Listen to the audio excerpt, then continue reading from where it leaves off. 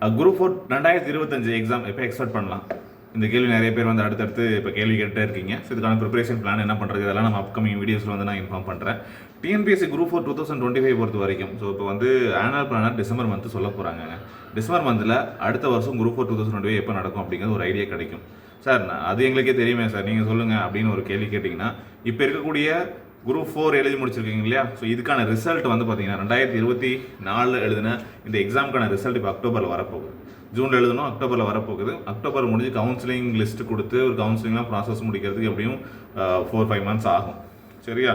4-5 months ஆகும் அப்படின்னா அக்டோபரில் கொடுத்தாங்க அப்படின்னா அக்டோபர், நவம்பர், டிசம்பர், ஜனவரியில் முடிக்கலாம், இல்லை பிப்ரவரியில் முடிச்சிடலாம். ஓகேவா?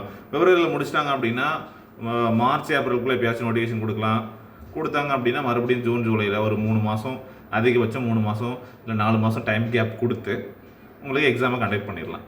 3 மந்த்ஸ் தான் கொடுப்பாங்க, 90 டேஸ் அந்த மாதிரி இருக்கும். அதுக்குள்ளே எக்ஸாமை கண்டக்ட் பண்ணுவாங்க. இதுதான் ப்ராசஸாக இருக்கலாம். ஸோ உங்களுக்கு வந்து படிக்கிறது டைம் அப்படின்னு எடுத்துக்கிட்டிங்கன்னா இப்போ வந்து பார்த்தீங்கன்னா இப்போ வந்து உங்களுக்கு ஒரு 3 மந்த்ஸ் இருக்குது. ஒரு 6 மந்த் வச்சுக்கோங்க.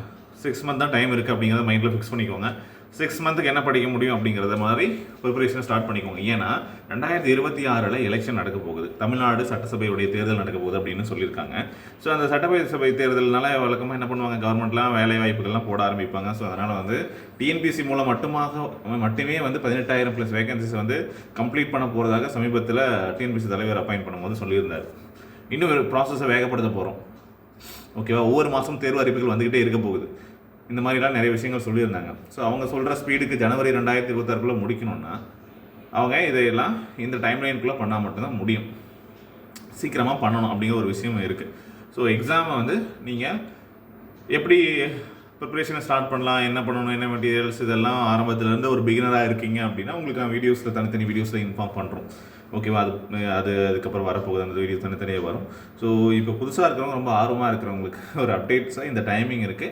நீங்கள் இப்போ டெய்லியும் ஒரு 2 hours 3 hours அந்த மாதிரி மினிமம் ஸ்பெண்ட் பண்ணி படிங்க ஒரு 2 மந்த்ஸ்க்கு. ஆனுவல் பிளான் வந்ததுக்கப்புறம் இன்னும் கொஞ்சம் வேகப்படுத்துங்க. இதெல்லாம் நான் அடுத்தடுத்த வீடியோஸில் எப்படி பண்ணுறதுன்னு சொல்கிறேன். ஸோ ஜென்ரலாக ஒரு ஒப்பீனியன் எப்போ நடக்கும் என்ன அப்படின்னு கேட்குறவங்களுக்கு இந்த வீடியோவில் சொல்லியிருக்கேன்.